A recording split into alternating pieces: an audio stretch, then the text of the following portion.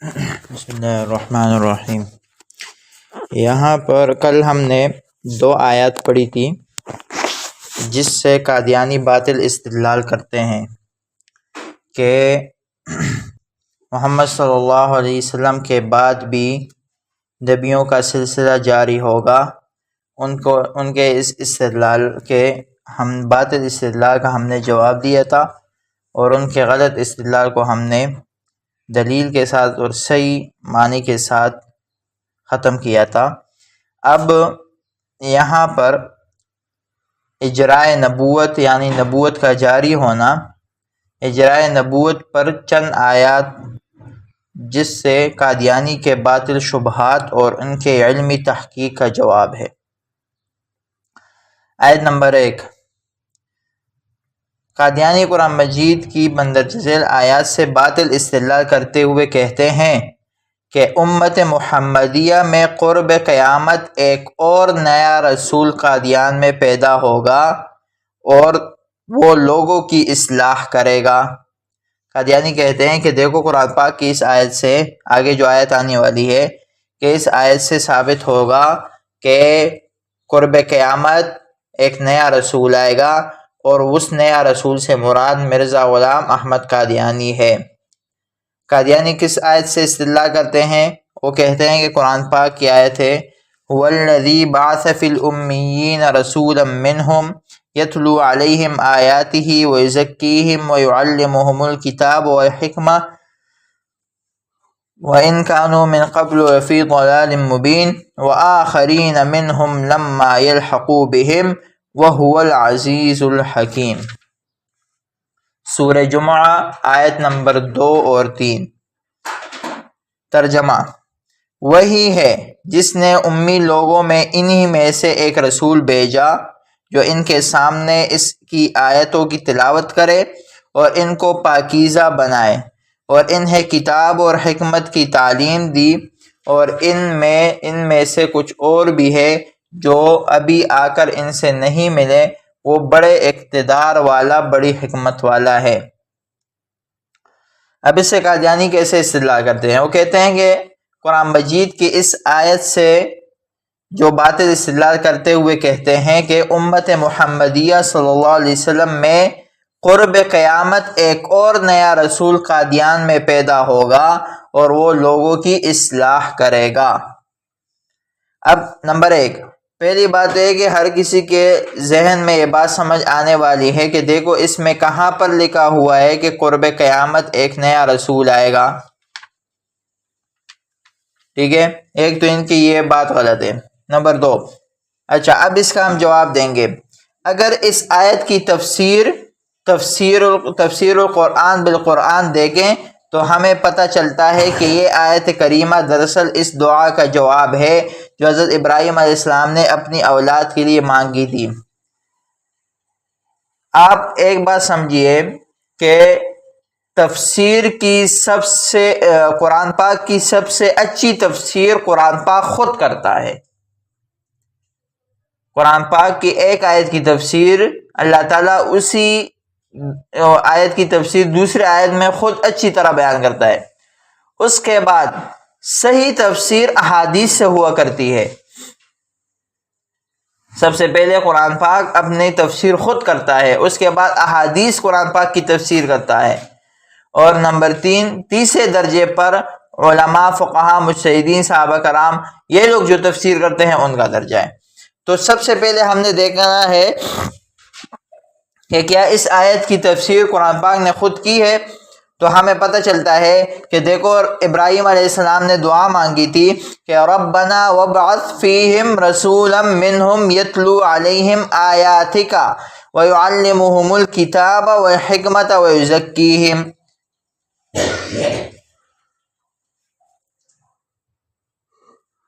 اب ابراہیم علیہ السلام نے جب یہ دعا مانگی، سورہ بقرہ آیت نمبر 129، تو اللہ تعالیٰ نے اس دعا کے جواب میں اس دعا کو قبول کرتے ہوئے اللہ تعالیٰ نے فرمایا کہ تمہاری دعا اللہ نے قبول کر دی، اور هو الذی، اللہ وہ ذات ہے، بعث جس نے بھیجا، فی الامیین رسولا منہم، امیین میں ایسا رسول ان میں سے، یتلو علیہم آیاتی جو تلاوت کرتے ہیں ان کی آیات کو، ویزکیہم ویعلمہم الکتاب والحکمہ. ٹھیک ہے، تو اب دیکھو اللہ نے بھیجا ہے، ماضی کا صیغہ ہے، اور قرآن پاک نازل ہوا ہے 1400 سال پہلے. تو اللہ نے فرمایا کہ هو الذی بعث، کہ اللہ نے بھیج دیا. یہ نہیں فرمایا کہ هو الذی یبعث کو، کہ وہ اللہ بیچے گا. تو اللہ نے یہ نہیں کہا کہ وہ بھیجے گا، بلکہ اللہ نے کہا کہ هو الذی، اللہ وہ ذات ہے جس نے بیچ دیا. اور جس وقت قرآن نازل ہو رہا تھا اس وقت تو قادیانی کا نام و نشان نہیں تھا. تو اللہ نے کہا کہ اللہ نے بیچ دیا. تو اس آیت سے آپ ہرگز ثابت نہیں کر سکتے ہو کہ قادیان میں ایک جو ہے نا بندہ اٹھے گا اور وہ لوگوں کی اصلاح کرے گا، کیونکہ اللہ نے 1400 سال پہلے کہہ دیا کہ میں نے بیچ دیا، اور بھیجے ہوئے محمد صلی اللہ علیہ وسلم تھے، اس کے بعد کوئی اور نبی نے نہیں آنا تھا، ورنہ اللہ تعالیٰ پھر یہ فرماتے کہ میں بھیجوں گا. ٹھیک ہے، تو اس آیت سے کہ اللہ تعالیٰ قیامت کے دن قریب بھیجے گا، تو یہ آپ کا استدلال غلط ہے. اچھا، اس لیے اب محمد صلی اللہ علیہ وسلم قیامت تک تمام لوگوں کے لیے نبی اور رسول ہے. اس لیے اللہ تعالیٰ نے قرآن پاک میں فرمایا ہے کہ نبی صلی اللہ علیہ وسلم نے فرمایا یا ایھا الناس، اے لوگو، انی رسول اللہ الیکم جمیعا، میں رسول ہوں اللہ کی طرف سے تم سب کے لیے، تمام کے تمام لوگوں کے لیے. اب تمام کے تمام سے مراد قیامت تک جتنے لوگ آئیں گے سب کے لیے نبی صلی اللہ علیہ وسلم رسول ہے. اب جواب نمبر 2، عن ابی ہریرہ رضی اللہ تعالیٰ عنہ قال كنا جلوسا عند النبی صلی اللہ علیہ وسلم فانزلت علیہ سورۃ الجمعہ وآخرین منہم لما يلحقوا بهم قال قلت من هم یا رسول اللہ فلم يراجعه حتى سأل ثلاثا وفينا سلمان الفارسی وضع رسول اللہ صلی اللہ علیہ وسلم يده على سلمان ثم قال لو كان الإيمان عند الثريا لناله رجال أو رجل من هؤلاء. حضرت ابو ہریرہ سے فرماتے ہیں کہ یہ قادیانی جس آیت سے استدلال کر رہے ہیں کہ اس آیت سے مراد ہے کہ قادیان میں ایک پیغمبر آئے گا جو لوگوں کی جو ہے رہنمائی کرے گا. وہ آیت ہے هو الذی بعث فی الامین، جو میں نے آپ کے سامنے تلاوت کر دی. پوری آیت ہے سورہ جمعہ کی 2 اور 3 نمبر آیت ہے، سورہ جمعہ کی آیت نمبر 2 اور آیت نمبر 3. والذی بعث فی الامین رسولا منہم یتلو علیہم آیاتہ ویزکیہم ویعلمہم الکتاب والحکمۃ وان کانوا من قبل فی ضلال مبین وآخرین منہم لما یلحقوا بہم وهو العزیز الحکیم. یہ 2 آیتیں. حضرت ابو ہریرہ رضی اللہ عنہ فرماتے ہیں کہ ہم نبی صلی اللہ علیہ وسلم کے پاس بیٹھے ہوئے تھے کہ یہ 2 آیتیں نازل ہوئی. تو آپ صلی اللہ علیہ وسلم پر جب یہ 2 آیتیں نازل ہوئی تو میں نے عرض کیا یا رسول اللہ وہ کون لوگ ہیں، یعنی وآخرین منہم لما یلحقوا بہم سے کون مراد ہے؟ کہ دیکھو اللہ تعالیٰ نے فرمایا کہ اللہ تعالیٰ نے امیوں میں رسول بھیجے اور ان کو حکمت سکھائی اور ان کو کتاب سکھائی، کتاب کی تعلیم دی، اور ان میں سے کچھ لوگ ایسے ہیں جو ابھی تک آئے نہیں ہیں، ان سے ملے ہوئے نہیں ہیں. مطلب ابھی تک وہ دنیا میں نہیں آئے، ابھی تک ان صحابہ سے وہ ملے نہیں، ابھی تک وہ نبی صلی اللہ علیہ وسلم سے ملے نہیں. تو ابو ہریرہ سے حیران ہو گئے کہ یا رسول اللہ یہ کون لوگ ہیں کہ اللہ تعالیٰ فرماتے ہیں کہ ابھی تک وہ لوگ آئے نہیں ہیں، یعنی پیدا نہیں ہوئے یا ملے نہیں ہیں نبی صلی اللہ علیہ وسلم سے. تو حضرت ابو ہریرہ سے فرماتے ہیں کہ نبی صلی اللہ علیہ وسلم نے خاموشی اختیار فرمائی. کہہ رہے ہیں یہاں تک کہ میں نے دوسری اور تیسری بار پوچھا تو پھر نبی صلی اللہ علیہ وسلم نے فرمایا، اور ہمارے درمیان حضرت سلمان فارسی رضی اللہ تعالیٰ عنہ بیٹھے ہوئے تھے. تو نبی صلی اللہ علیہ وسلم نے فرمایا، سلمان فارسی رضی اللہ تعالیٰ عنہ پر ہاتھ رکھ دیا اور فرمایا. دوبارہ آپ میری بات کو سنیں کہ ابو ہریرہ نے فرماتے ہیں کہ ہم نے سوال کیا کہ یا رسول اللہ وآخرین منہم لما یلحقوا بہم سے کون لوگ مراد ہے جو ابھی تک ہم سے ملے نہیں ہے، ابھی تک نبی صلی اللہ علیہ وسلم سے ملے نہیں. وآخرین منہم لما یلحقوا بہم کا معنی یہ ہے کہ ایسے بعد والے آنے لوگ ہیں جو نیک اور سمجھدار اور علمی لوگ ہیں جو ابھی تک نبی صلی اللہ علیہ وسلم سے ملے نہیں اور صحابہ سے ملے نہیں. ابو ہریرہ فرماتے ہیں کہ ہمیں تجسس ہوا اور ہم نے سوال پوچھا کہ وہ کون لوگ ہیں جس کی خوشخبری ابھی آ گئی ہے, ابھی قرآن میں آ گئی, حالانکہ وہ بھی پیدا نہیں ہوئی یا ابھی تک ہمارے پاس آئے نہیں. تو نبی صلی اللہ علیہ وسلم نے 3 دفعہ خاموشی اختیار فرمائی, 2 دفعہ خاموشی اختیار فرمائی, تیسری دفعہ پھر فرمایا, سلمان فارسی رضی اللہ تعالیٰ کے اوپر ہاتھ رکھ کر فرمایا کہ اگر ایمان سریا ستارے کا نام ہے, سریا بھی چلا گیا تو یہ لوگ, سلمان فارسی کو مخاطب کرتے ہوئے, یعنی اہل فارس والے, فارس ایران میں ایک جگہ ہے, اہل فارس یعنی فارس والے اس کو سریا سے بھی لے آئیں گے. ٹھیک ہے, تو اس کا مطلب وآخرین منہم لما الحقوا بہم سے وہ لوگ مراد ہے جو اہل فارس ہیں. ٹھیک ہے, اور قادیانی کہاں پیدا ہوا تھا؟ مرزا غلام احمد قادیانی قادیان میں پیدا ہوا تھا. تو اب میں نے آپ سے کہا کہ دیکھو, سب سے پہلے قرآن کی تفسیر کرتا ہے قرآن پاک خود, ایک آیت دوسری آیت کی تفسیر کرتا ہے. اس کے بعد سب سے بڑی تفسیر کیا چیز کرتی ہے؟ حدیث. قرآن کے تفسیر سب سے اچھی تفسیر حدیث کرتی ہے. تو دیکھیں, جس آیت سے قادیانی یہ ثابت کرتے ہیں کہ اس کے بارے میں قادیانی کی طرف اشارہ ہے کہ وہ مرزا غلام احمد قادیانی قادیان میں نکلے گا اور لوگوں کی اصلاح کرے گا, اسی آیت کی تفسیر نبی صلی اللہ علیہ وسلم نے خود فرمائی ہے. حضرت ابو ہریرہ کے سوال پر نبی صلی اللہ علیہ وسلم نے جواب دیا کہ اہل فارس میں ایسے لوگ آئیں گے کہ اگر ایمان سریا پر چلا جائے گا تو وہ سریا سے لے کر آئیں گے اس ایمان کو. ٹھیک ہے, تو یہاں پر تو قادیان کا تذکرہ ہی نہیں ہے. نبی صلی اللہ علیہ وسلم سے بڑی تفسیر کون کر سکتا ہے اللہ کے علاوہ؟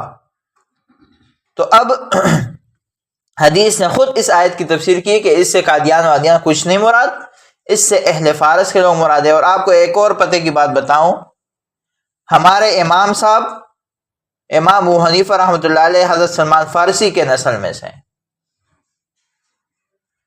تو بعض علماء تو یہاں تک کہتے ہیں کہ یہ خوشخبری ان کے بارے میں آئی ہے کہ ان کے, کیونکہ نبی صاحب نے خود فرمایا ہے کہ ان کے نسل میں سے یا ان کے اہل فارس میں سے لوگ اٹھیں گے اور ایمان اگر سریا پر ہوگا تو سریا سے لے آئیں گے, اور ان کی نسل میں سب سے بڑا نام جو ملتا ہے یا ان کے اہل فارس میں سے جو سب سے بڑا نام ملتا ہے وہ حضرت امام اعظم نعمان بن ثابت امام ابو حنیفہ رحمہ اللہ کا نام ہے.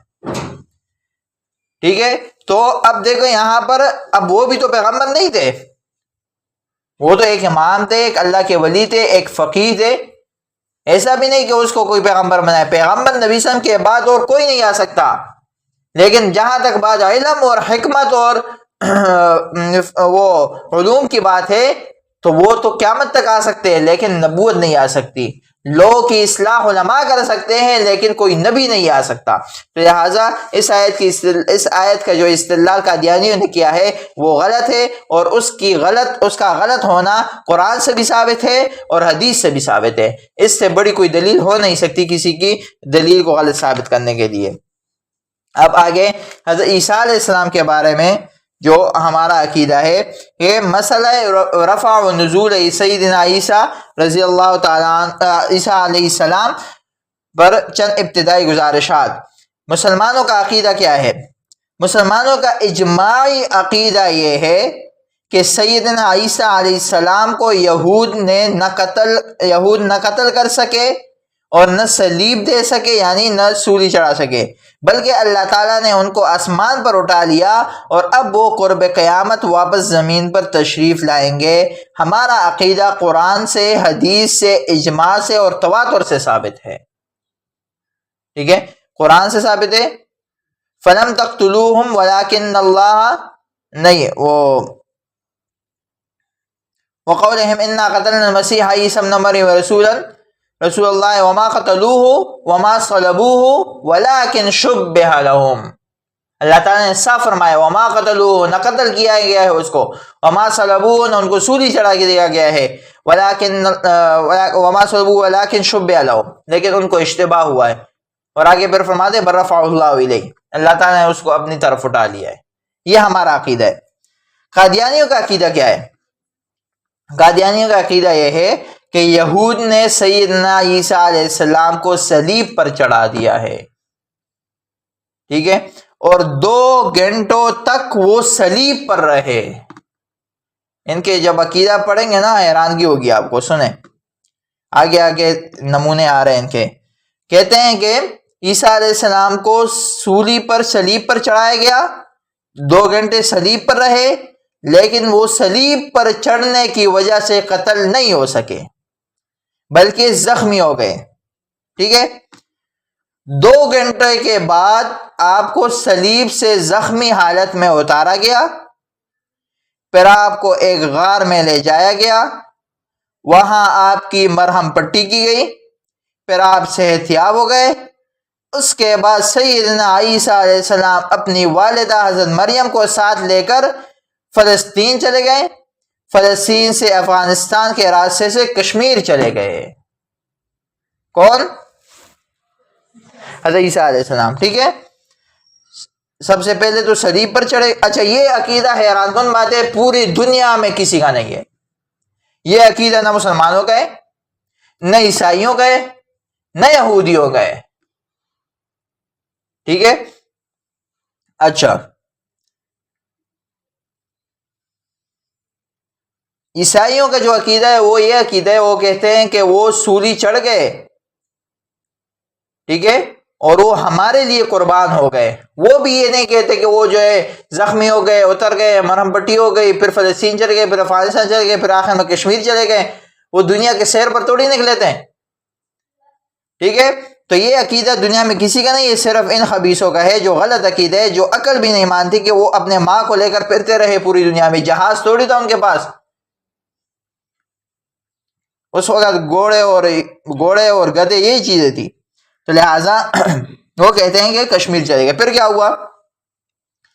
کشمیر ان کو پسند آ گیا، کشمیر میں 87 برس زندہ رہے، 87 برس زندہ رہے۔ پھر سیدنا عیسیٰ علیہ السلام کی وفات ہوئی۔ آگے دیکھتے جائے، وفات ہونے کے بعد کیا ہوا؟ کشمیر کے محلے خانیار میں ان کی قبر ہے۔ کہاں قبر ہے؟ کشمیر میں محلہ خانیار میں ان کی قبر ہے۔ قادیانیوں کا عقیدہ نہ قرآن سے ثابت ہے نہ حدیث سے ثابت ہے، بلکہ مرزا صاحب نے اس عقیدے کو فرضی کہانیوں سے ثابت کرنے کی ناکام کوشش کی ہے۔ اب آپ کو بتائیں گے ان کی کتاب میں کیا کیا لکھا ہوا ہے۔ مرزا صاحب نے لکھا ہوا ہے، حیات عیسیٰ کا عقیدہ رکھنا، یعنی یہ عقیدہ رکھنا کہ سیدنا عیسیٰ علیہ السلام آسمان پر زندہ موجود ہے اور قرب قیامت واپس زمین پر تشریف لائیں گے، شرکی عقیدہ ہے۔ کتاب کا نام ہے ضمیمہ حقیقت الوحی الاستفتاء، صفحہ نمبر 39۔ حالانکہ خود مرزا صاحب کا 52 سال تک یہی عقیدہ رہا، 52 سال تک وہ یہ کہتا رہا کہ عیسیٰ علیہ السلام زندہ ہے، آسمان پر ہے اور وہ واپس آئیں گے۔ 52 سال تک یہ عقیدہ تھا، اور 52 سال کے بعد یہ عقیدہ بنا کہ بھئی گھوم پھر کے کشمیر آ گئے، کشمیر میں 87 سال رہے اور پھر فوت ہو گئے۔ اب آپ کے ذہن میں ہوگا کہ اس نے یہ کیوں کیا، کہ سارے لوگ اس کو ابھی پاگل کہیں گے۔ اس نے یہ اسی لیے کیا کہ کسی طرح میں عیسیٰ علیہ السلام کو مردہ ثابت کروں، کسی طرح میں عیسیٰ علیہ السلام کو وفات ثابت کرو۔ اس سے اس کو کیا ملنے والا تھا؟ اس کو یہ ملنے والا تھا کہ جس نبی کے بارے میں آیا ہوا ہے کہ قرب قیامت وہ اتریں گے، وہ میں ہوں اور میں اتر چکا ہوں۔ بات سمجھ آئیے؟ تو گویا کہ اس نے عیسیٰ کا جو تذکرہ ہے وہ کہتے ہیں وہ عیسیٰ میں ہوں، میں اتر چکا ہوں۔ جو جس عیسیٰ کی تم لوگ بات کرتے ہو وہ جو ہے نا کشمیر میں وفات ہو کر محلہ خانیار میں دفن ہو چکا ہے۔ تو اس جاہل سے لوگوں نے پوچھا بھی کہ چلو تم اپنے عقیدے پر اتنا ڈٹے ہوئے ہو تو کم سے کم جا کر ہمیں ان کی قبر تو دکھا دو، قبر تو ہوگی نا، اتنے بڑے پیغمبر کی قبر تو ہوگی پھر اگر تم کہتے ہو کہ وفات ہوئے۔ تو لہٰذا یہ سارے ان کے باطل عقیدے ہیں، اور باطل اسی کے ساتھ یہ لوگوں کو گمراہ کرتے ہیں۔ اور ہم سب نے ان کے ان باطل عقیدوں کو سمجھ کر اور ان سے خود کو بھی جو ہے نا ان فتنے سے دور رکھنا ہے، اور خود ہمیں تھوڑا بہت سمجھ کر، جتنا ہمیں سمجھ میں آتا ہے اس کو سمجھ کر اور اپنے ذہن میں اپنے دلوں میں پختہ کر کے، اور یہ عزم اور ارادہ کرے کہ ہمارے موت تک، اور جہاں پر بھی ہو، گھر میں ہو، باہر ہو، بازار ہو، کہیں پر بھی ہو، ہمیں اگر موقع ملتا ہے کسی کی اصلاح کرنے کی تو ہم ضرور اصلاح کریں گے، اس کو اس کے ایمان پر چھوڑیں گے نہیں، اور جہاں پر یہ فتنہ اٹھے گا تو اس کے سرکوبی ہم کریں گے اور اس کو ختم کریں گے۔ اور آپ کو ایک بات بتاؤں، لوگوں نے اس کو بہت معمولی مسئلہ سمجھا ہوا ہے۔ اسے میں گیا مصریہ روڈ پر، میں آ رہا تھا، 3-4 دکانوں میں گیا تو سب دکانوں میں شیزان پڑا ہوا تھا۔ میں نے پوچھا، میں نے کہا یہ کیوں بیچتے ہو تم لوگ کو ذرا سا بھی ہو نہیں ہے؟ کہتے کیا کرے، لوگ مانگتے ہیں، لوگ تو شراب بھی مانگیں گے، آپ کیا کہو گے، شراب بھی بیچنا شروع کرو گے؟ تو ایک چند روپوں کے لیے اپنے نبی کی ذات کی توہین کرنا، اپنے اہل بیت کی، تو یہ تو ایسا خبیث ہے۔ مرزا احمد قادیانی اتنا خبیث گزرا ہے، آگے آپ لوگ پڑھیں گے، اس نے نہ نبی صلی اللہ علیہ وسلم کو چھوڑا ہے، نہ اللہ کو چھوڑا ہے، یعنی اس کی توہین میں، نہ اہل بیت کو چھوڑا ہے، نہ صحابہ کو چھوڑا ہے، نہ تمام مسلمین، قیامت تک مسلمانوں کو اس نے نہیں چھوڑا ہے، اور نام لے لے کر اس نے جو ہے نا صحابہ کی، اہل بیت کی توہین کی ہے۔ تو ایک ایسا شخص کل قیامت کے دن اگر اللہ کے نبی صاحب کے سامنے کھڑے ہو گئے اور انہوں نے صرف ایک سوال پوچھا کہ تمہیں شرم نہیں ہے کہ تم نے اتنا سب کچھ جانتے ہوئے تم شیزان بیچ رہے تھے، چند روپوں کے لیے تم نے میری عزت اور میرے اس پر سودا کر دیا، تو باقی تو چھوڑو، عذاب اور اس کو چھوڑو، وہ شرمندگی ان کے سامنے جو ہے نا وہ موت سے بدتر ہے۔ ٹھیک ہے، تو یہ قادیانیوں کے جو ہے نا مختلف چیزیں ہیں، اس کو جو ہے نا ہم نے اسی کا بائیکاٹ کرنا ہے، اور ان چیزوں کو نہیں او بھائی جوس ہی پینا ہے نا تو کوئی دوسرا پیو۔ تو اس دکانداروں کو میں نے خوب سمجھایا، لیکن بدقسمتی ہماری ہے، شاید ہماری ایمانی طاقت اتنی نہیں ہے کہ ان کو ہم سمجھا سکیں، لیکن وہ ابھی بھی بیچ رہے ہیں، اور ابھی بھی اب ان دکانوں کا ہم نے بائیکاٹ کیا ہوا ہے، ان دکانوں پر ہم نہیں جاتے ہیں۔ اللہ تعالی ہم سب کو عمل کرنے کی اور لوگوں کی اصلاح کرنے کی توفیق عطا فرمائے۔ سبحان اللہ وبحمدہ، سبحانک اللہم وبحمدک، اشہد ان لا الہ الا انت، استغفرک واتوب الیک۔ اللهم لك الحمد كما انت، وصلى على سيدنا محمد كما انت، وفضلنا ما انت، فانك انت التقوى والمغفرة. ربنا تقبل منا انك انت السميع العليم، وتب علينا انك انت التواب الرحيم. وصلى الله تعالى على خير خلقه محمد واله وصحبه اجمعين برحمته.